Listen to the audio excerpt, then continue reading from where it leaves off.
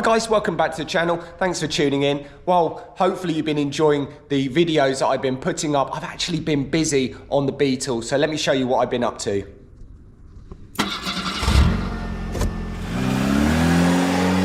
So by using a hot air gun and that scraper tool I've got, I have actually finally managed to remove all the paint off the top of the roof.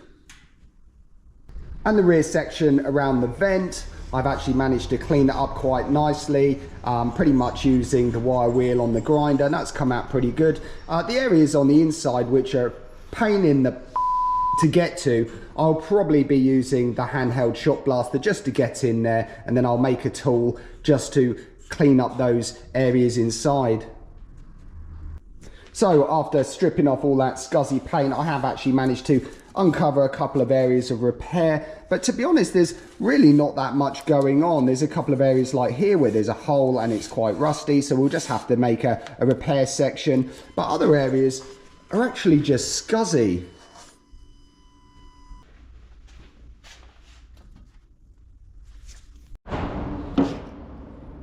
So this Beetle has got quite a few little scuzzy areas where it's rusty, but it's not gone all the way through. It's a little bit beyond what I call surface rust, and I actually think I found a product that might be able to help with this. So a lot of products out there, they're a rust killer or rust treatment, and then you'd get something like a rust inhibiting primer to go over the top, but this product apparently does both.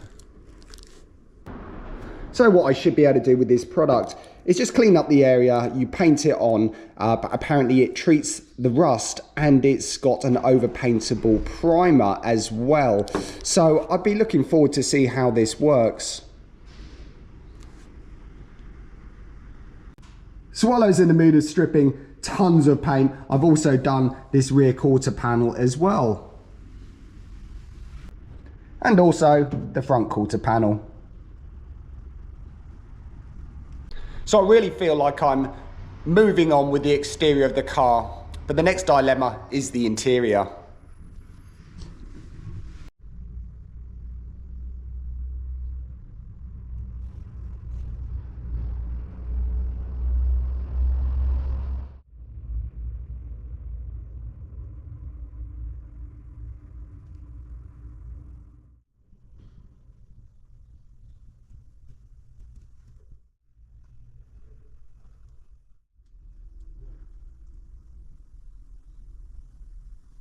So what I'd like to do is give this interior a nice coat of paint, but to do so, this extremely poor headlining needs to be removed first. So at first glance, Beetle headlinings do look pretty complicated, but they're really not that complicated. In fact, they're quite simple. They have a series of metal bows that run behind this headlining to give it the shape. And the areas just above the front doors there, the material is tucked in and then it's just clipped into position by these grips. So and the pillars, exactly the same thing, has a grip strip down here. You push the seal and the material in and you just bend it over and that just holds it. And the material that goes around the pillars, around here, over the inner wheel arch, these are normally just glued into position. The front and the back of the headlining normally just has a piece of cardboard sewn in there and it just pushes in behind this panel.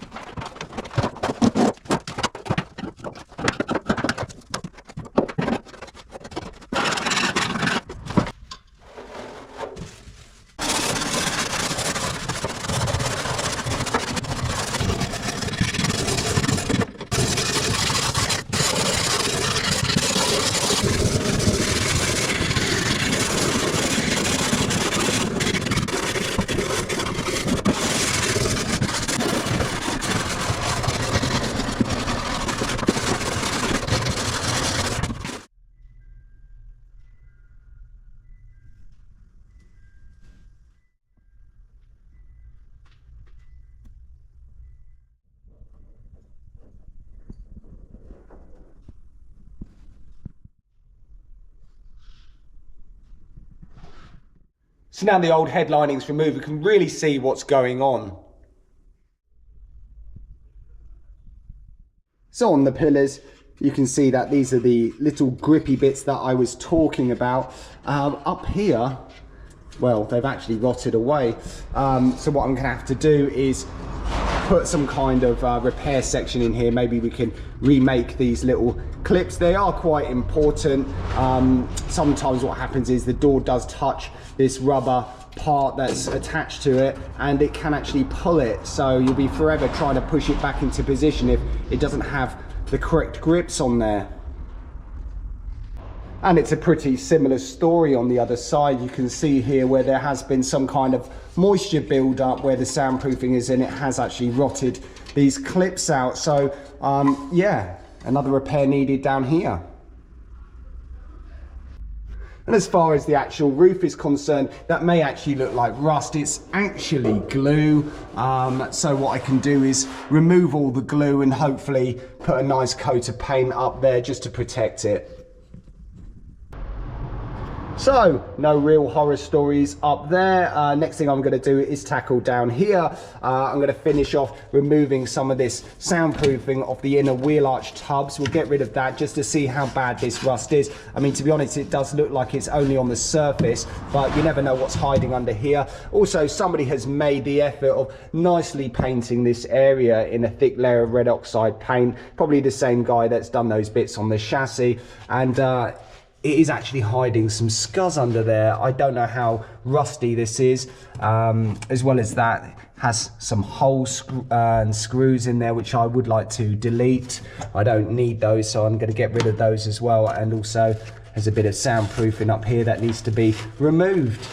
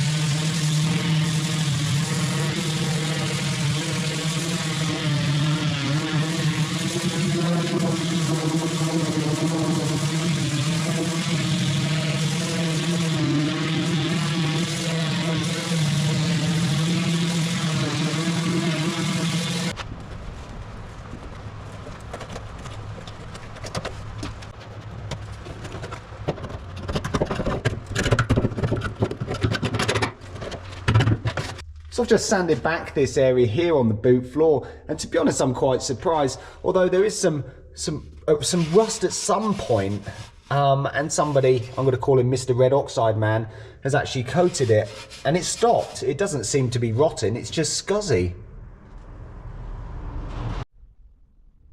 But Mr. Red Oxide Man forgot about these wheel tubs, and yeah, again, they're scuzzy, but they're not rotten.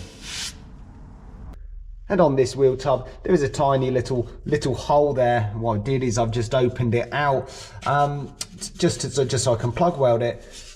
But yet again, it's still quite a solid panel. So I think with areas like this would be a great opportunity to try that special rust treatment primer that I've got and just coat this area and do the other side as well. I mean, it can only protect it. And as for this whole boot floor area, I think what I'll do is I'll just plug weld these holes here. These are drilled holes that somebody put some screws into. Prep it and then paint it. I may even go nuts and just put a skim of filler down these fluted parts here. So at the rear, I'm just going to remove this firewall here just to see what's behind it. I've already done this bit here. I'll take this off now because it is actually the back of the boot floor.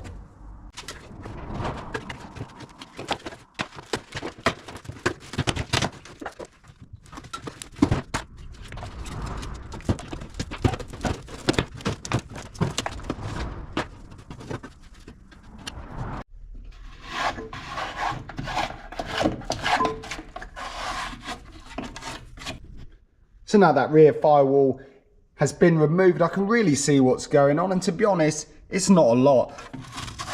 These areas here on these side trays love to rot out, but these ones are dry and pretty much rust free, and so is this area here, and it's the same story on this side.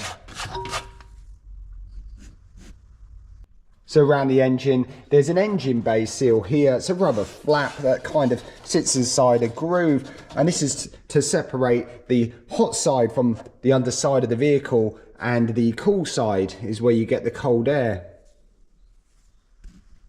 And you can see this one is so old, it's actually crumbling away. So what I have to do is remove this whole seal. Oh, there's another bit.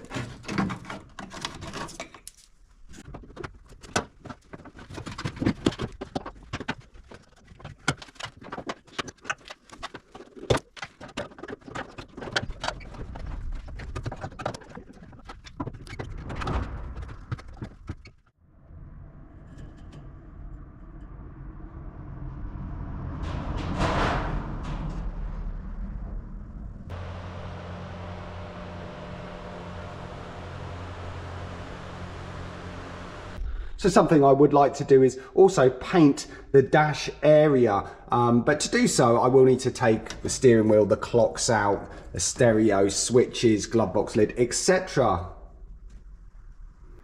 So to do this I will need to strip out a load of this wiring. Also what I want to do, this luggage area here and the front balance, all that I'd like to give a good coat of paint too. So any components like these here, the washer bottle, brake fluid reservoir, some covers there, all that will need to be removed as well. So if you're not used to dealing with vehicle wiring, I mean, a lot of this could probably scare the hell out of you. I mean, it's just a jumble of mess. But how would you deal with it? So the first thing I would suggest if you're new to this kind of thing is buy yourself a manual, something like a Bentley manual or a Haynes manual. The Haynes manuals tend to be relatively cheap and they're pretty good source of information too, but the Bentley manual is better, but it is a lot more expensive. So you've probably got a smartphone in your pocket with a camera on. Take loads of photos, just take loads of random photos of some wiring. It may help you put it back together. Also, you could get a pen and a piece of paper and you could actually draw yourself a little wiring diagram just to help you out. But when you pull the wires off, maybe even think about labeling them as well.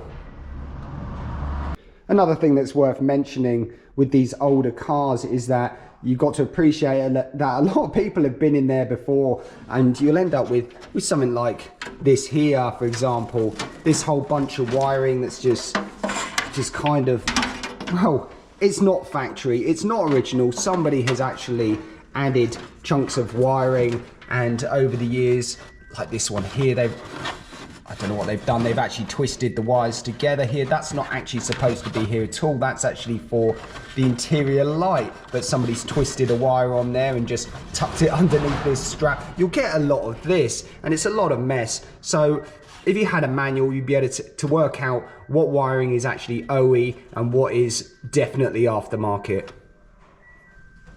So I'm going to go ahead, start ripping all this out. Any of this aftermarket, there's another bit there. Aftermarket, oh, there's another bit there. Any bits of wiring that don't belong to this wiring loom are coming out at the same time. You got to love this stereo support here. It's just well, it's a strap that's not actually bolted down to anything. So instead of actually repairing that, they've actually stuffed an aerosol can lid underneath the stereo to support it. Genius!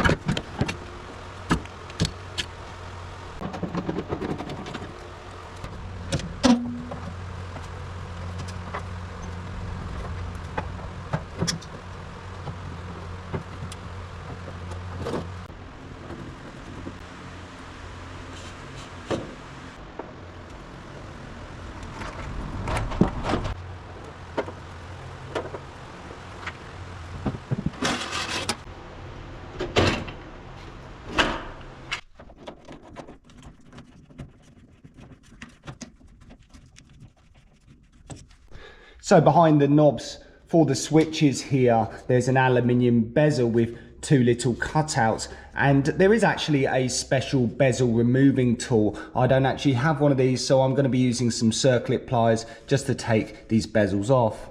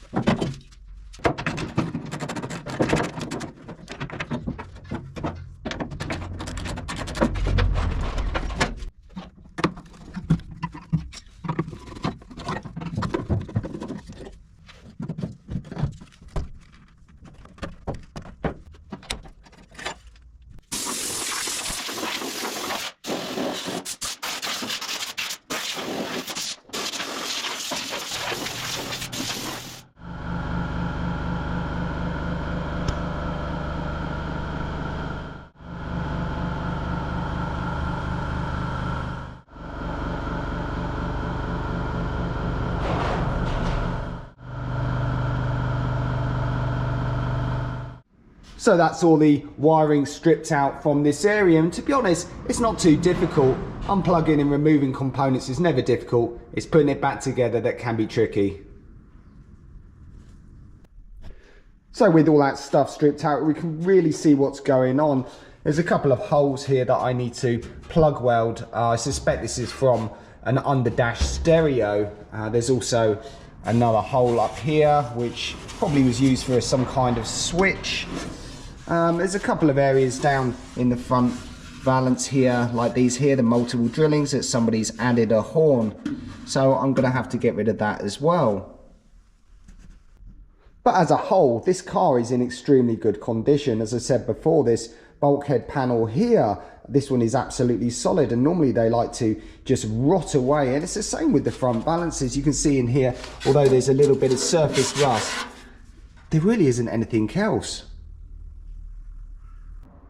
And as for the dashboard area, it does look pretty nice, pretty straight. The only area of repair is here, where somebody has folded very roughly this lip around the stereo. I would like to sort that out, make it a little bit tidier. So really moving on with this Beetle project, but I'm going to leave it there for today. Thanks for watching. Cheers!